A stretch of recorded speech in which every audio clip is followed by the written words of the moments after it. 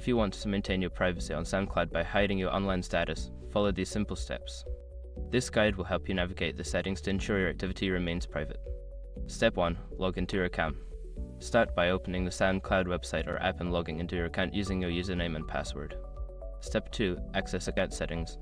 Once logged in, locate your profile icon, usually found in the top right corner. Click on it and select Settings from the drop-down menu. Step 3. Navigate to Privacy Settings.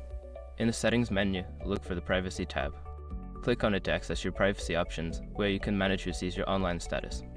Step 4. Adjust online status visibility. Within the privacy settings, find the option related to your online status. Toggle the setting to hide your online presence from other users. Step 5. Save changes. After adjusting your online status visibility, make sure to save your changes. Look for a Save button at the bottom of the settings page and click it to apply your new privacy settings. By following these steps, you can successfully hide your online status on SoundCloud. Enjoy your listening experience with added privacy.